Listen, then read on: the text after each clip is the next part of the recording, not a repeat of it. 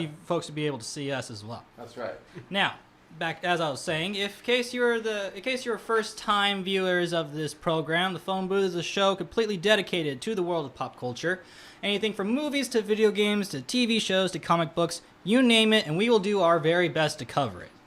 Now, today we're going to be more of a discussion-driven episode as opposed to the weekly recap. I mean, of course, as much as we love the weekly recap, it's usually a crutch during the weeks where not much is usually there for us to discuss. It's kind of like our filler little segments here and there. I mean, we just had like a two-parter on Comic-Con. I think we yeah, usually when it comes to events like E3 and Comic-Con, there's a bit of a dry spell. So this is gonna be we do still have some amazing news bits to talk about here, but it's gonna be focused a little bit more on discussion pieces. So let's start with a little news bit that is why our episode is titled the way it's titled. You're probably confused while reading this, so allow us to begin. It takes place in Alberta, Canada. A fellow there attempted to buy recreational marijuana with a fake ID. Normally this would be no big news. People usually get fake IDs all the time and try and do this stuff. It's nothing new. Usually it's with alcohol though, but it's run of the mill. Now, what makes this interesting is that on this ID, this is from somebody that usually deals with the IDs and whatnot, and they send it to a friend in a picture and all this stuff. The picture that was on it was a picture of Chris Hemsworth's Thor, the Norse god of thunder that we've seen in the Marvel movies.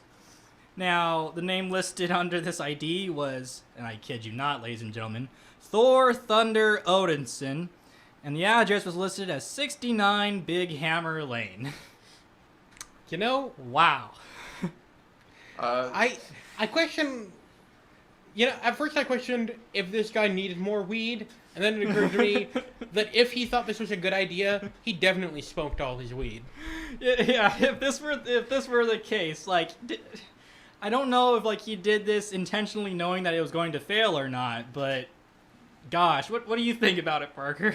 Well, as far as the address you use, I don't think I could come up with a better address than 69 Big Hammer Lane. For Thor's ID, yeah.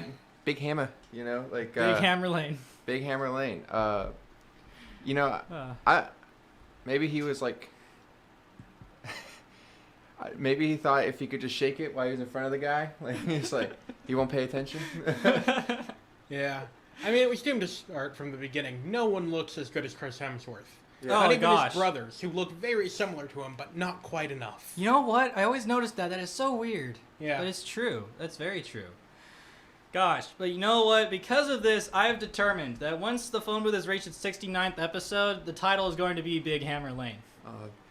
Absolutely. I'll try to think of a better one, audience. I have cemented it. No, it has been grandfathered in now. It's in. He'll forget, and we'll do something else. No, I refuse to forget this. 10 out of 10. I'll forget. 10 out of 10. 10 out of 10. 2 to 3 vote. I'm just kidding. 10. Okay.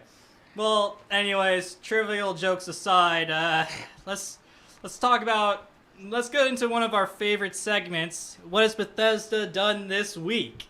And how have they messed up this week? Surprisingly enough, this is not regarding Fallout 76, as lately everything has been involving. But this is actually it's breaking the trend of messing up. It's breaking the trend of where they're messing up. Yeah. I mean, it's Bethesda. They're always going to script something. But this time, it wasn't Fallout. It wasn't Elder Scrolls. It was Doom.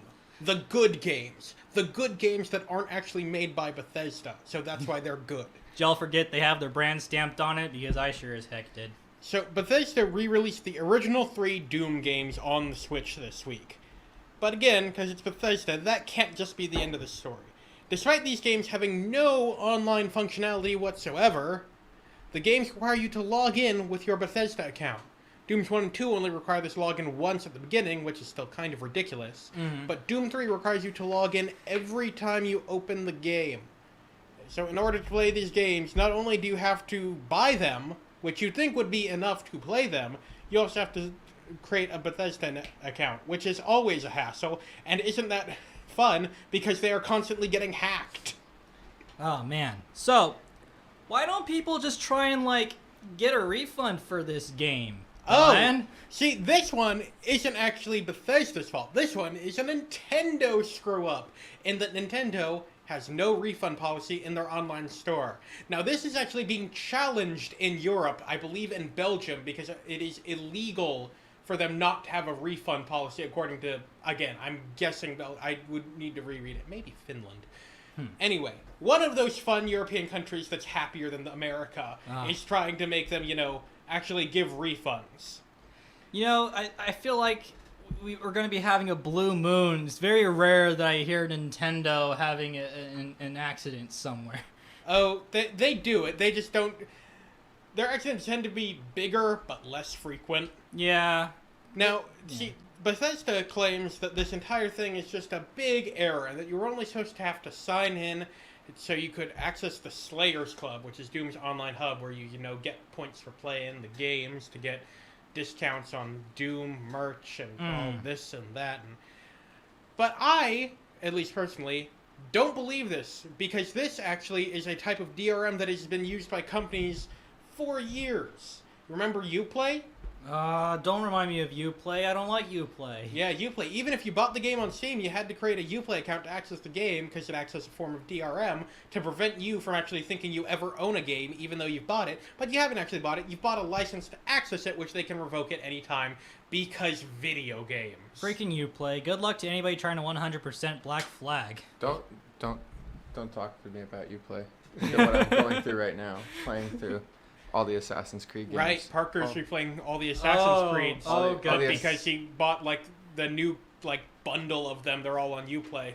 Yeah, no, you know what? Actually, they're all my original copies. Really? From starting from the Xbox 360 and the Assassin's Creed, the first one, all the way up to Assassin's Creed Odyssey that just came out last year.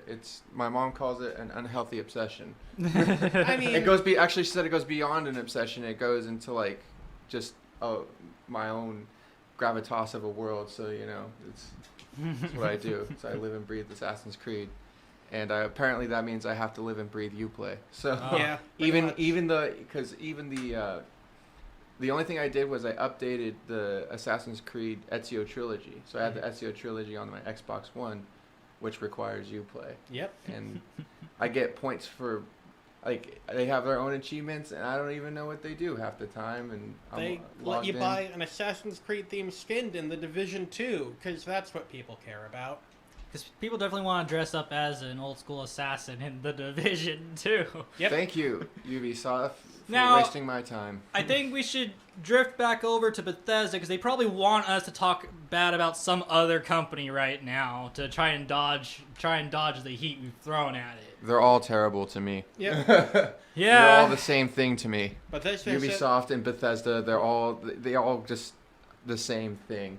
Yeah. Corporate greedy people that are running that thing. Bethesda said they will be fixing this in a future patch. Which I say means fixing because I still believe it was fully on purpose. I would say with air quotes, because I just can't believe Bethesda doesn't really understand what fixing even really means, honestly. Have they ever fixed anything in their lives? Look at 76. Yes. They don't Have fix they things, ever- they fix. Their idea of fixing things is, well, this is fine. The only thing that happened is that now this is messed up instead. But we'll fix that later. I can't think of one company that has, as you said, fixed things. They fix things, and it only gets worse. It's because Bethesda doesn't want to get that team that, tests out the flaws in a video game. QA teams, who would have thought those were important? Who would have thought? Guess so. Yeah, who would have thought, right? Yeah. Now, let's get on to the next little topic here. Now, Regal Cinemas has announced their own unlimited movie service. The program will have 3 tiers, starting at $18, then $21, then finally $23.50. The tiers determine which theaters you can go to, with the most expensive giving you access to all Regal Cinema theaters. You can see unlimited movies, regardless of your subscription tier, as well as getting 10% off your concessions, and a free large popcorn and soda on your birthday. Big whoop on that end. It's unknown when the service will launch, but Deadline is saying it will be before the end of July. Ooh. especially for someone like me who goes to the movies all the time. I don't really get to go to the movies as often as I want to go, honestly. Yeah. It's the 27th now, so that's like in the next 4 days? Yeah. Mm-hmm. So I don't know, for me, because I go to the movies quite a bit, and yes, it's always expensive to go. It's like paying an arm and a leg to sit an hour and a half in a movie theater. Especially for the 3D ones. Yeah, that's why I don't go see. Yeah, they have said there will be like extra charges for things like IMAX and 3D and things like that. They haven't specified how much those extra charges will be. But for someone who wants to go to the movies, yes, I think this is, well, I don't know how they're gonna keep a business afloat with that one, but it seems, for me as a consumer, it seems like a really good deal though.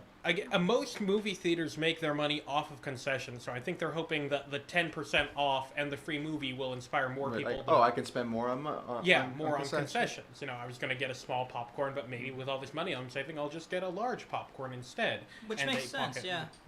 Yeah, I think this is... Honestly, this looks pretty good to me. Depending on... We have 2 Regal theaters here in Stockton. We've got the Holiday 8, which is the smaller one over by Kaiser on West Lane. And then we've got the downtown one, which I'm guessing those... Like, the downtown one will only be in the highest tier. I'd assume, since that's the most popular Regal theater. And it has the biggest... I'm guessing it's all going to be about what the size the screens are at the individual theaters. Yeah, I hadn't really considered that. I kind of figured they were all like the same size screens. And they also upgraded the ones at the downtown theater. They now have all the reclining seats now. Yes, the reclining seats. Yeah. Man, made watching Endgame so much more comfortable. Yeah, I love those. I love those. I love the seats and just the priority seating, or not priority, but proper spacing and everything. I don't know, call me old school, but I like the old fashioned pick a seat. You know, like just go in there, pick a seat. You don't have to because you don't have to plan ahead. You just you just go in. That is, like my grandfather and I. My grandfather does not buy tickets in advance, despite our best efforts. So we got to the downtown theater; they were sold out. So we just went to the holiday one and managed to pick up tickets and get a seat. You know, a few minutes before the movie started. Yeah. Ups and downs to everything, right? Yep. Now, I do admit this is a smart move. Because a while back we talked about AMC doing its own service exactly like this, and the reason why this is going to do better as opposed to MoviePass is because MoviePass didn't benefit the various theaters that its service was for. Yep. You know, that was one thing that we were all talking about. No theater wanted to let MoviePass work because the theaters themselves aren't making money. So it only makes sense that the theaters themselves will have a program for them to make money off of this themselves. Yeah. You know, so it is definitely a smart move. And that's what I thought about MoviePass. Smart move. Don't really see how it benefited the theaters themselves. It didn't, and also it didn't have the addition of more concessions money, so there's no way MoviePass can make money. And I also gotta love that they specifically announced this when MoviePass is on hiatus. I'm not sure if that was planned or if that's just a fun coincidence. Like they probably got some letter or whatever with a countdown timer, and they're like, "Oh goodness, time to go to hiding." But MoviePass shut down because they're terrible and out of money. Well, here's our much better service. Yeah. So for these next 2 bits, I'm gonna need you to talk about this.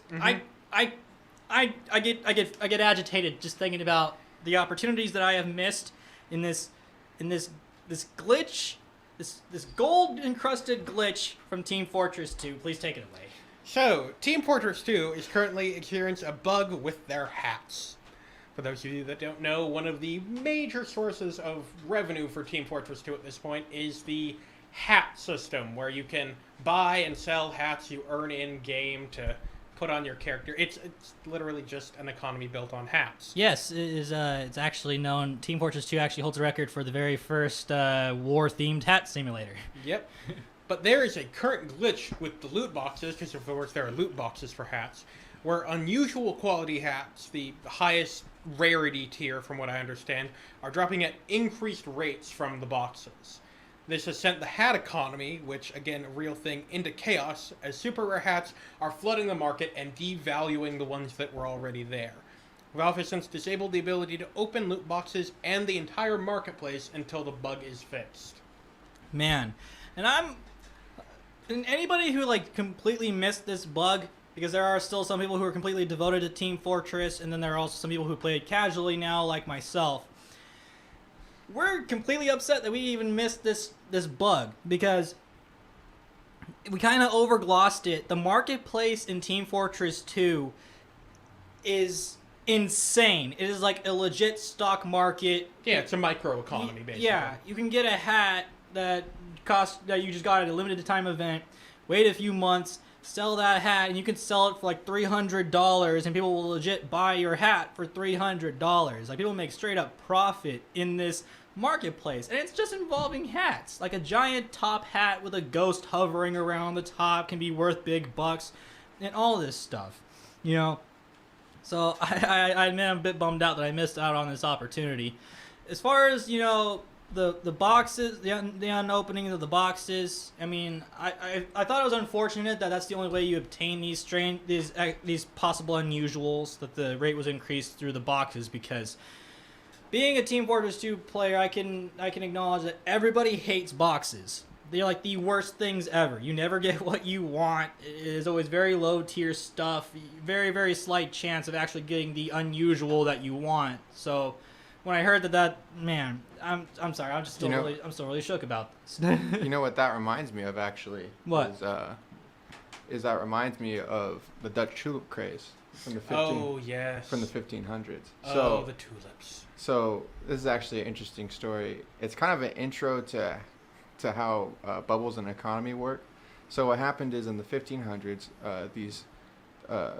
these Dutch pioneers, these Dutch explorers, or however it goes, pioneers or whatever it was, brought over tulips that had never been seen in Holland before, never. So they became massively expensive. Oh. People were selling off their houses to buy these tulips. Tulips? Yeah, for tulips. Massively huge. Wow. And then all of a sudden, they were worth nothing. Yeah. And the demand for tulips went straight down. The old inflation bubble. Yeah, the bubble popped, and there's no more. So tulips were no longer a profitable market. Man, we've seen that this specific kind. So yeah, historically, it's kind of like the first recorded bubble to see. Okay. For a tulip. Yeah, and things like this have occurred more recently. Like there was the Pog craze. Right. There were Beanie Babies, which Beanie Babies, I forgot about those. Things always creeped me out. So now we have a craze. So now the craze for all Team Fortress players is hats. Mm-hmm. Well, it was kind of always been hats. Right. Ever since they got introduced, that was like one of the things. Because before that, it was just known as like being a really goofy looking shooter, and then you found out, hey, you can get a unique hat to put on your guy, and then that was just the craze. Everybody wanted to buy hats. Now, when it comes to the market at the moment, even though things are starting to lose their value, the only things that will still have very high value would be the limited time only items. Like, I know that there's a Witcher 3 set that you can get for the Scout, where he looks like Geralt of Rivia and everything, you know. And then there's a couple of other ones as well. There's the Golden Frying Pan that everybody always wants to get. There are the Saxty Awards, where you can actually get that as a melee item, and things like that. But yeah, everything else is going to really decline in value. While this is kind of a bad thing, it's also a good thing. Because from my opinion, once this marketplace opens up, if the prices are still dropped and everything, it gives you the opportunity to invest in these unusual items until the day that they finally start to gain value again. Because the marketplace is a very thriving economy. It'll easily bump back up from this. Might take time, of course, but it'll eventually come back. Of course, that's if Valve doesn't go with the nuclear option of rolling the marketplace back, which would be restoring it to a state that it was in before the glitch and deleting all the items that were added after this state. Whew, they are going to be dealing with quite a number of complaints then, man, because it still has one of the most active communities in all the video games. You know, people constantly make their own content that actually gets produced for the games and stuff. Yeah. So many people play, and so many people would be upset if that were the case. But the problem is they either have to let the economy crash, or they have to delete some players' stuff to get the economy back to, you know, a healthy state. Yeah. Which, it's sort of a damned if you do, damned if you don't. Yeah, I'm not good at no economy or whatever. I never took that class, but man, it's an interesting thing. Anyways, let's talk about the next thing coming out on Hulu. Hulu is developing a series based on the Hitchhiker's Guide to the Galaxy. That's about all we've got, and it's one line, but it is something worth talking about, because Hitchhikers has had an interesting history with adaptation. Because a lot of people assume that there was the book, and then there was a radio show based on that. That's actually not true. It started out as the radio show, written by Douglas Adams, that he later adapted into a book. He then adapted the second season of the radio show into a book. Then the third season of the radio show was actually a sequel to the book, the second book, and there's like an entire complicated web of adaptation and readaptation. The most recent adaptation was the movie over a decade ago, which was bad.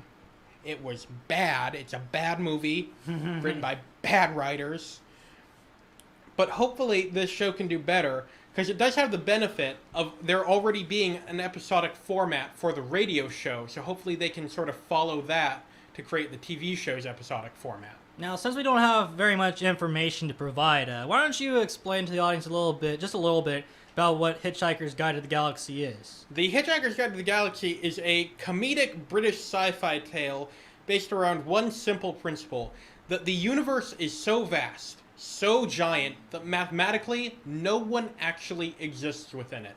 We are such a small part of the universe that we cannot be represented by any form of number. And that is how big the universe is. It's sort of got a cosmic horror feeling to it. But instead of Lovecraft's cosmic horror, where we should be afraid of it, Hitchhikers goes with the idea of, don't worry about it. Don't panic. Just, yep, we're insignificantly small, but who cares? Yeah. And the universe is just this giant, wacky place where anything and everything can happen, and just don't panic. Yeah, I noticed that. I unfortunately have only had the opportunity to see the movie. I never really got to read the books myself. But from watching the movie, it was so odd. It was such a... Like, weird things would happen while being explained like it's just matter of fact. Because it is matter of fact. Yeah, and I had to admit that when I heard that when I found out that they're working on this series, I'm excited because I didn't get to see the radio show or the books or anything, but I did enjoy the absurdity that was in the movie, and I'd really like to see a lot more of that, you know. Yeah. Definitely. You've got things like a restaurant at the end of the universe literally being at the moment the universe collapses and dies, just being frozen in time to allow guests to watch the universe end as they eat their dinner. You've got... It's an incredible series of books. And I just... It would be impossible to describe every great part of the books, because pretty much every part of the books is great. Yeah. So, definitely looking forward to seeing more... finding out more information about that once it gets announced. Be better than the movie. Please be better than the movie. I hope so, because I really didn't... I like the movie, but I'd like to see whatever is better than that, to be honest. Now, that was our weekly recap. As we said, it was a bit short. We have 2 trailers to talk about, and then we're going to go into our discussion pieces. Now, the first trailer for Trailer Talk will be the first trailer presented for Zombieland 2 Double Tap. Its U.S. release date is October 11th, 2019, starring Emma Stone, Abigail Breslin, Woody Harrelson, Jesse Eisenberg, and many others. Synopsis is that Columbus, Tallahassee, Wichita, and Little Rock move to the American heartland as they face off against enhanced zombies, fellow survivors, and the growing pains of the shaky makeshift family. And it's directed by Rupert Flesher, who also worked on Zombieland, Venom, and 30 Minutes or Less. Now, I'm not sure if you guys were able to watch the first Zombieland when it came out. I did. You're able to see it? Yeah, I loved it. Now, one thing that I like about this trailer is that it doesn't really seem like you'll have to watch the first movie to understand anything, you know, which is kind of fitting when it comes to zombie genres. I don't like the ones where it's like you have to watch the previous installments to understand what's going on, you know?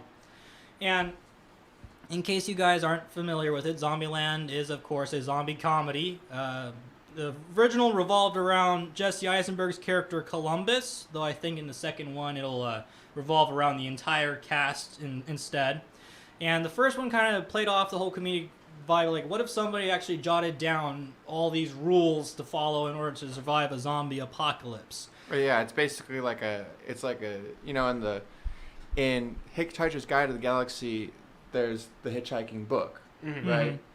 It's the Hitchhiker's Guide to the Galaxy. Yeah, except this now this is the zombie survival guide. You know? Basically, jot down like same- every single aspect that you need to consider when surviving an apocalypse and stuff like that.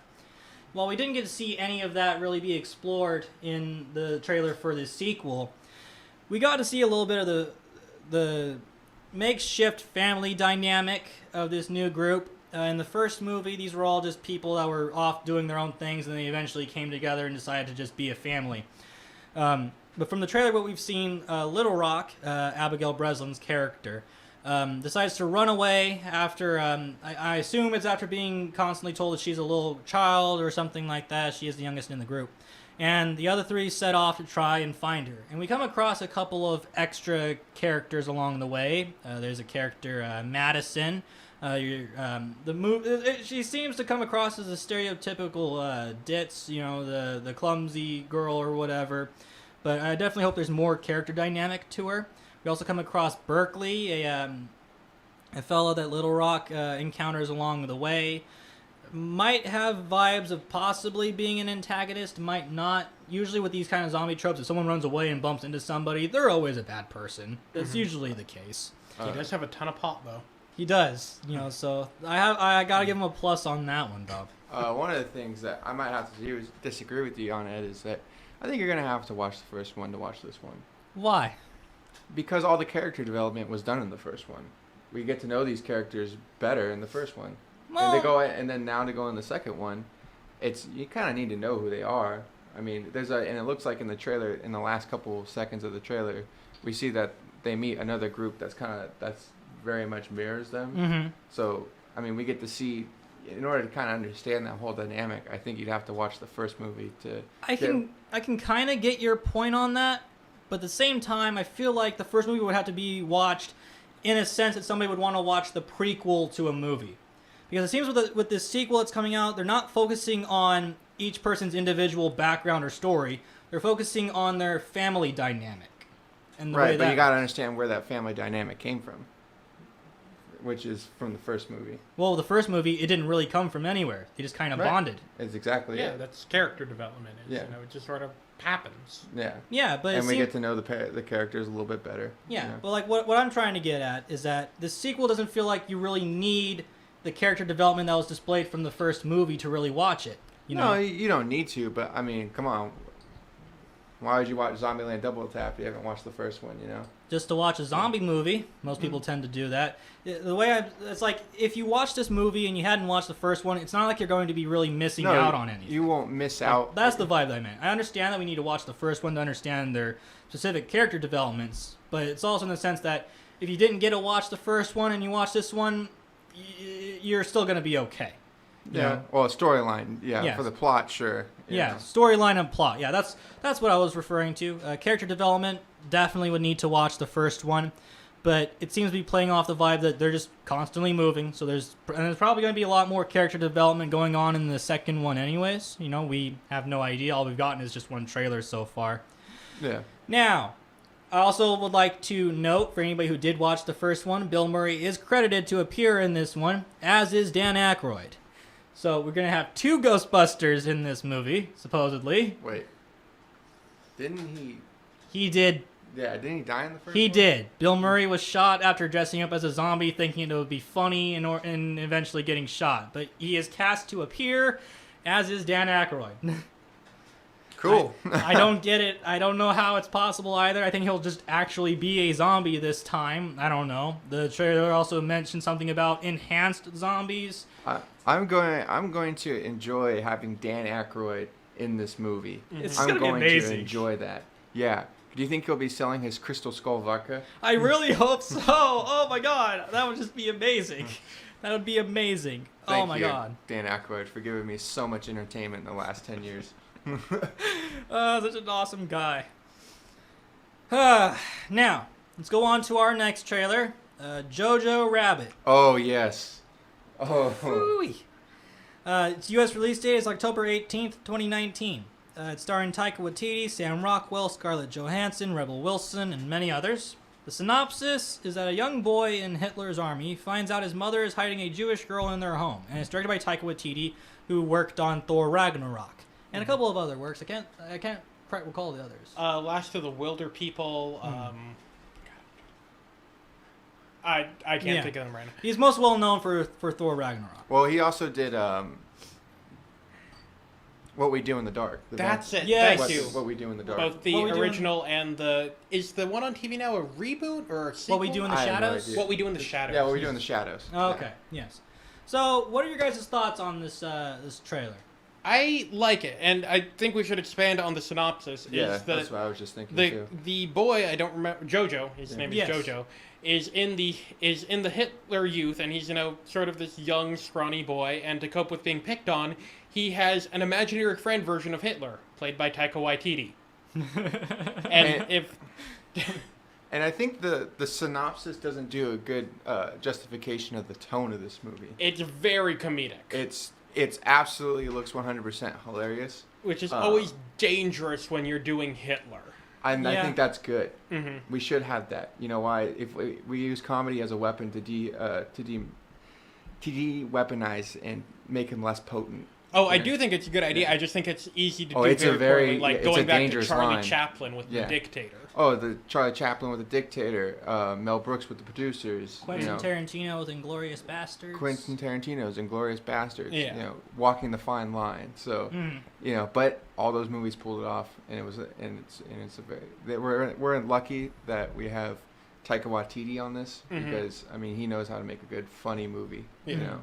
So I think it's gonna be a really good movie. But we'll see. What I find interesting about it is that it's being described as an anti-hate movie, you know. Yeah. Which is a term that I haven't really heard of before. Anti-hate? Well, like as a genre for film, you know. Well, it's not really genre. So I think it's just more of the theme of the movie. All the Nazis are sort of portrayed as these goofy, incompetent characters. You've got Sam Rockwell firing wildly into a crowd of children with a gun. You've got Rebel Wilson, who I don't think could play a serious character to save her life. I give her the benefit of the doubt. She hasn't ever played a serious character, so we would never know. Yeah. You know? Yeah. But, if you can do comedy, you can do serious acting. Yeah, for sure. You've got Alfie Allen, who's also in this movie. He was just sort of jamming along to some music as there's chaos in the streets. Mm-hmm. And I think, I think this is gonna be, it's gonna be interesting because, like I said, it's kind of anti-hate movement or anti-hate movie, and it will. I think it has. It seems kind of counterintuitive. How can you be an anti-hate movie about Hitler? But that's exactly what, like I stated before, like that's exactly what the movies, like the producers, Mel Brooks wanted to do. Mel Brooks was always wanted to defang Hitler and defang the Third Reich by making them look, goofy. And if you have in the producers, if you have a whole bunch of tap dancing Nazis, how can you take that seriously, right? So that's kind of the idea that it goes with. Inglourious Basterds was literally all about the power of film to defeat Nazism. Right. Exactly. Yeah, makes sense. So, it seems like a very interesting movie. If you get the chance, the trailer is available on YouTube, as are any trailers that we talk about on Trailer Talk. Now, without further ado, let us get into our discussion pieces. And I'd like to we were going to start off with Parker on this one, because recently your birthday was this week. That's correct. Yep. Now, in celebration, you got to watch a movie that we've been anticipating for quite a bit. That is correct. I watched Once Upon a Time in Hollywood. Yeah. A great movie that we've all been looking forward to. Quentin Tarantino's 9th film. It was heavily emphasized because originally it was going to stop at 8. Now, Parker, we're going to let you do a little review for the movie, so go ahead and take it away. The floor is yours. I wrote this a little bit about this morning. So, basically, Once Upon a Time in Hollywood, the review.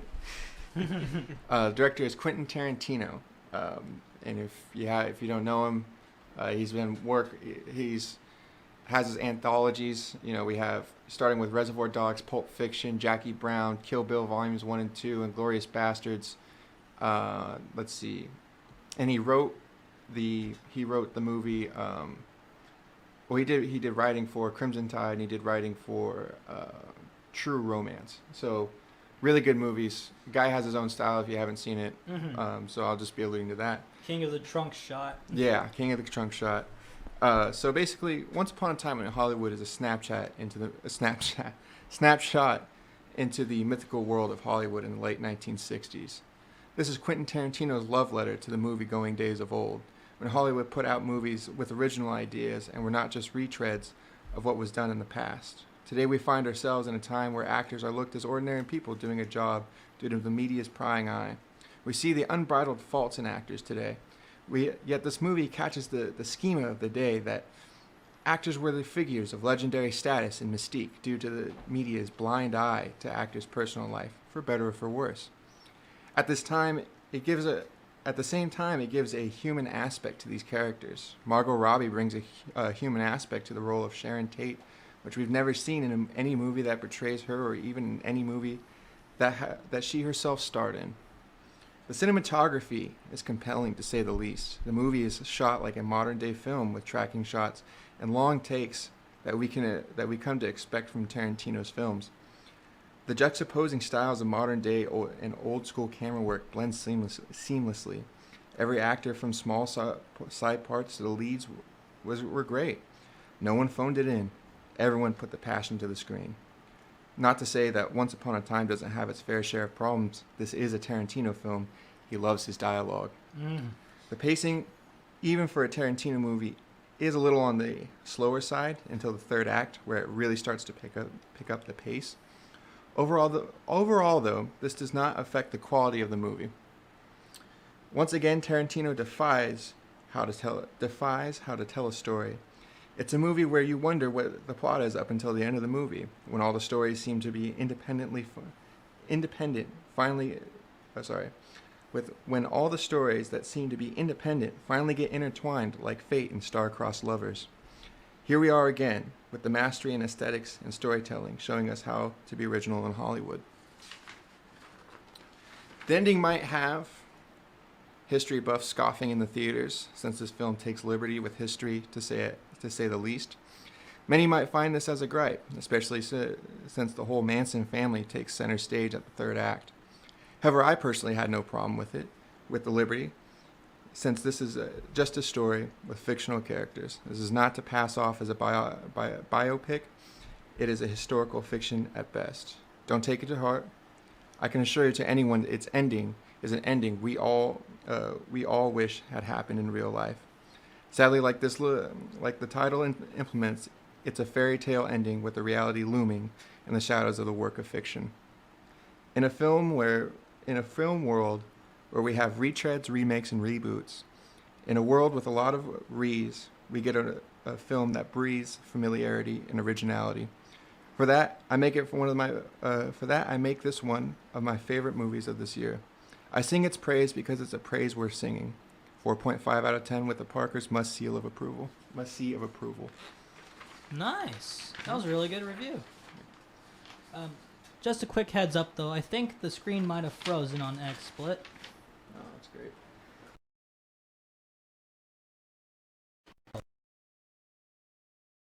On a time in Hollywood around the time that it was being advertised in trailers. If you've watched previous episodes, I've just been completely obsessed with this movie. I still can't wait to finally see it myself. And that's one of the reasons why I was really excited about it, because it is, in its sense, a fairy tale.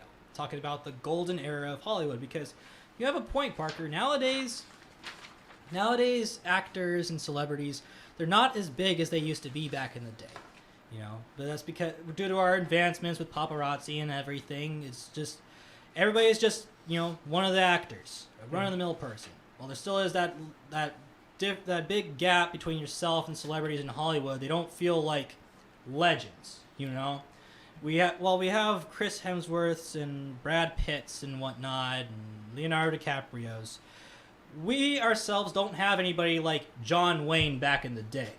Yeah, we don't have Steve McQueen's. We don't have James Dean's. We have just regular, who were mythical in every sense. They were legends. They did big movies, and they were big on screen. Yeah, they were big on screen, and just their presence alone was just significant. And that's one of the reasons why I was so excited to watch this movie, and I'm still excited to watch it, because it would just be really nice to see that era, and just the way things were back then.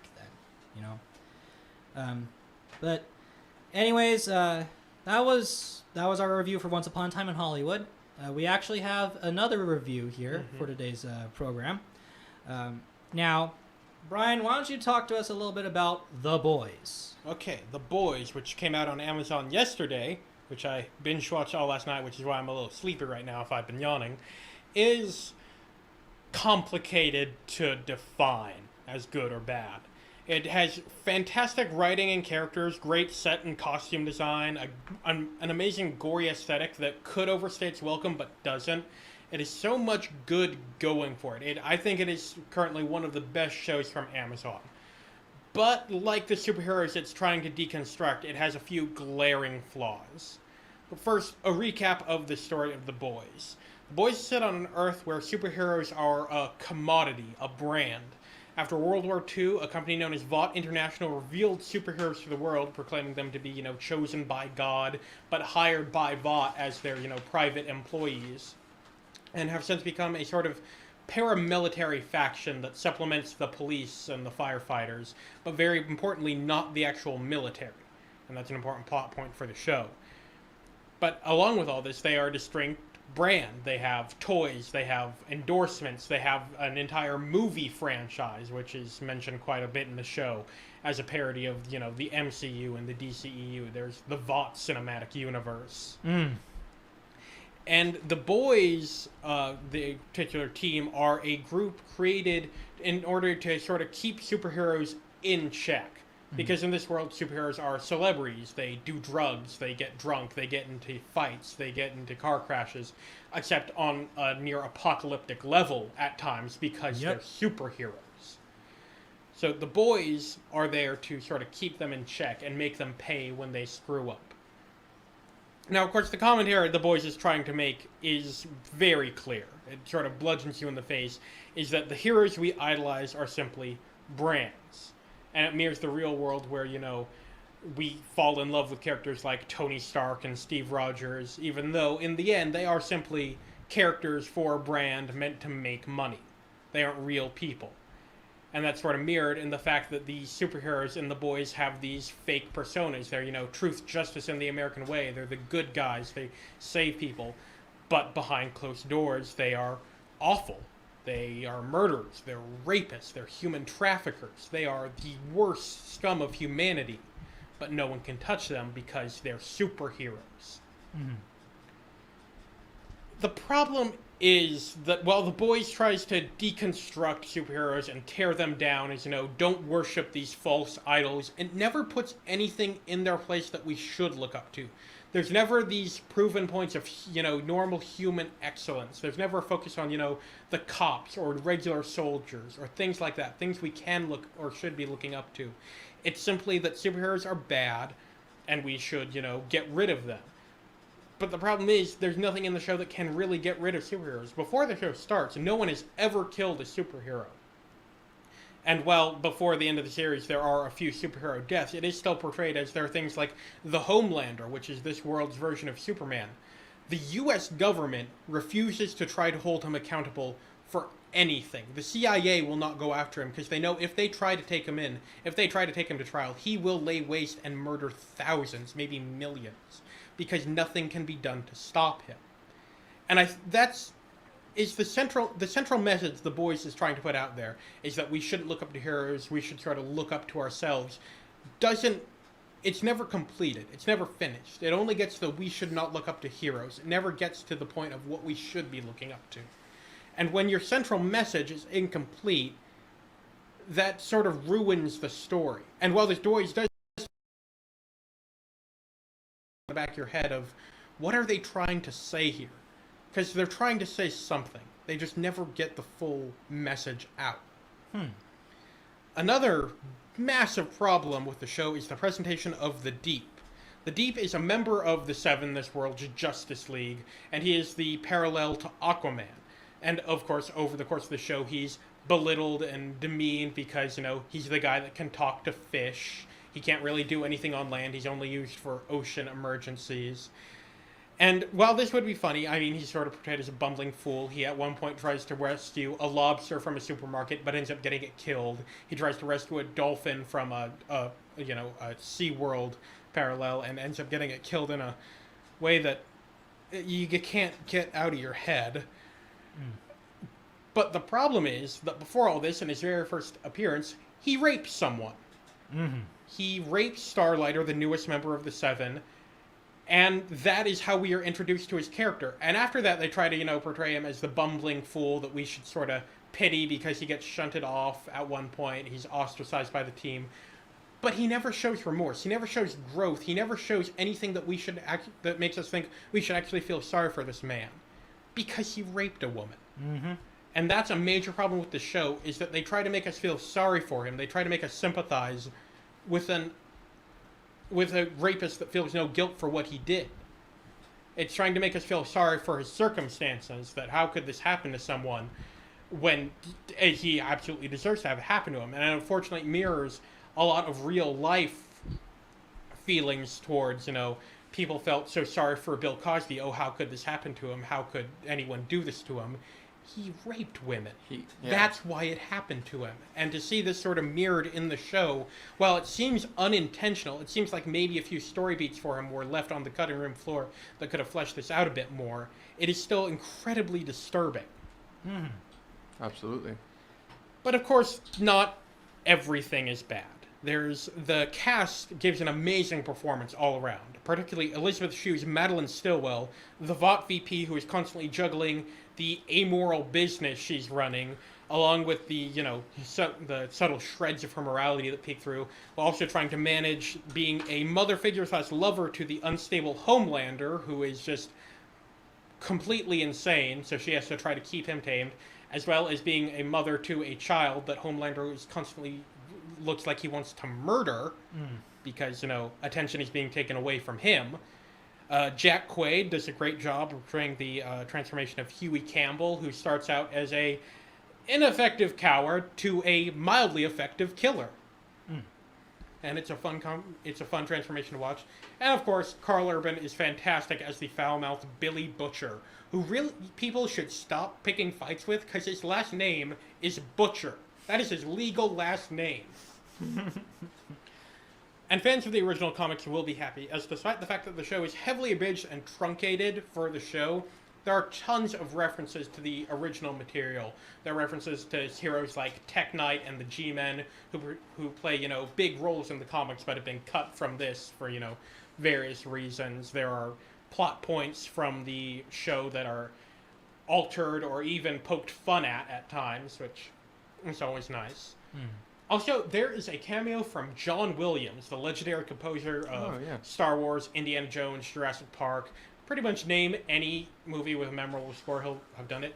It is his first acting role in 60 years, and his second one overall. Huh. Yeah. That is amazing. Only That's other crazy. acting role was in a TV show in 1959. Yeah. Well, and that's pretty cool. So overall, The Boys has a lot of room for improvement, but I highly recommend the show to anyone who loves superheroes and isn't too squeamish about a lot of blood. Do you Like, think a this? lot. Do you think this is on par with a satire of Watchmen? No, it is not quite on the level of Watchmen. I haven't read the original comics extensively, so the comics might be, but this one, it's not on the level of Watchmen, but it's still good. And I'm looking forward to the second season, whenever it comes out. I might be rambling here, but I find it kind of interesting that with our reviews today, we have a review on Once Upon a Time in Hollywood, followed by a review of The Boys, where Once Upon a Time in Hollywood kind of looks back in the golden era where people looked at celebrities and everything as big, gleaming icons in the Hollywood industry, while The Boys kind of tackles the way that we idolize superheroes in the industry as big, gleaming icons in their industry and everything, I did notice that. I like the sort of unintentional parallel there. Yeah. I thought that was pretty interesting.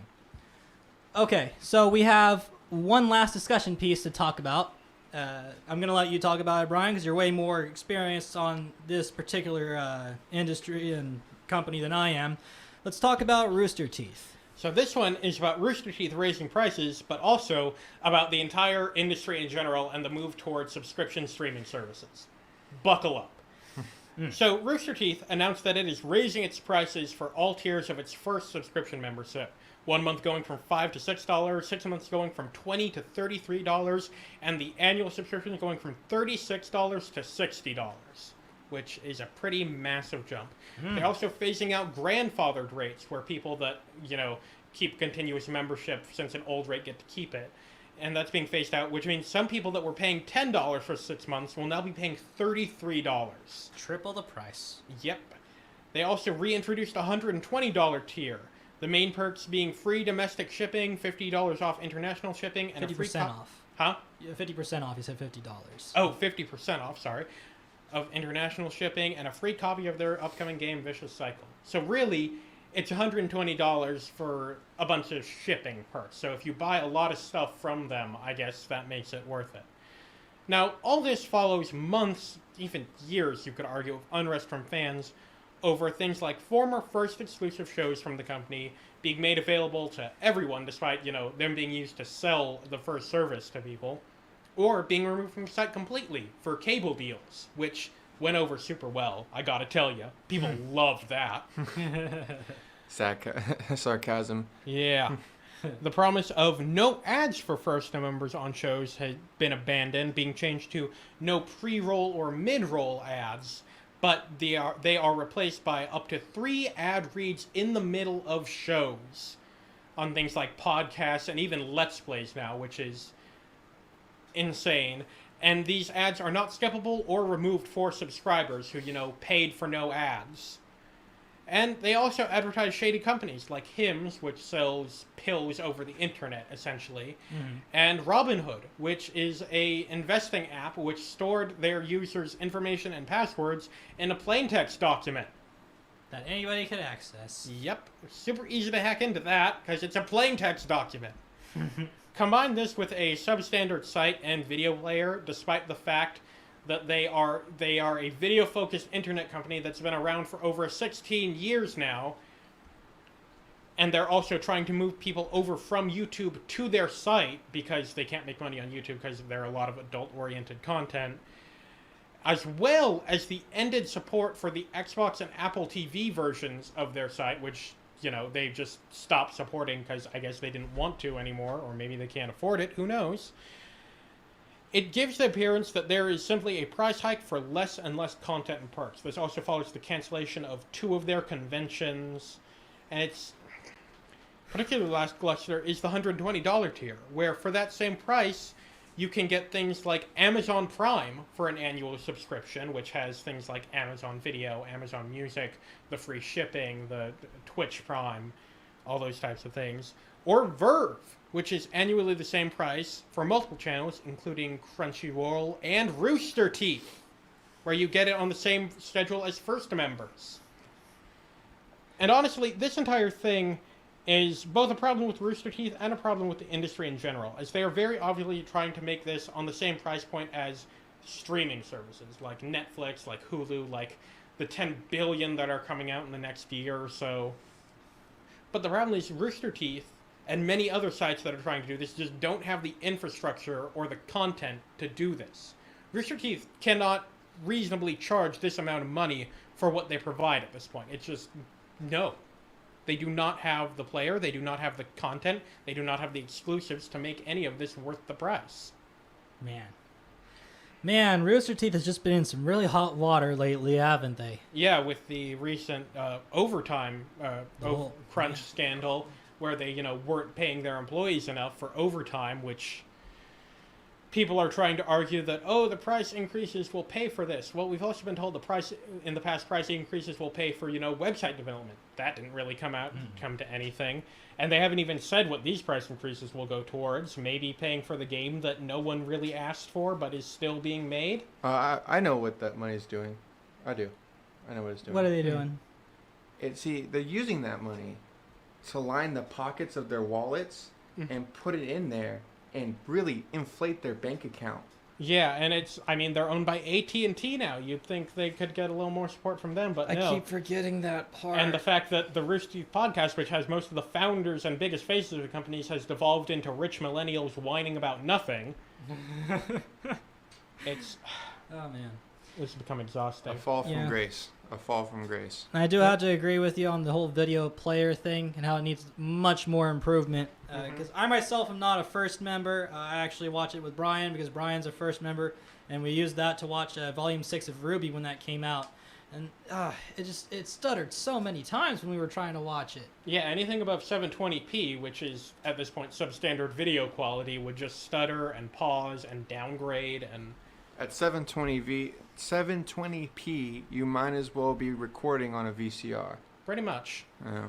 Might as well, yeah. And especially given some of their shows like Ruby require really good quality in order for you to actually appreciate the art style and everything. It's just bad. It's just bad. Yeah. You know? But I mean, hopefully it kind of adds some more perks to First soon. I mean, I don't know. I mean, they gotta do something because fans are clearly outraged about this, and as far as I know, we haven't really heard anything from RT about this. Yep. Well, they really only have a few methods of communicating in times of crisis like this. They'll either ignore it, they'll go on the podcast and mock people complaining about it. They've done that in the past. What? They'll say that they are working on changes to make everyone happy, and then 6 months later they'll have hoped everyone's forgotten about it and never speak about it again. Like what happened with the whole crunch situation. Or they'll talk about how this issue is really personal to them and how this has deeply affected them. Not saying they're actually going to do anything, but say how personal it is.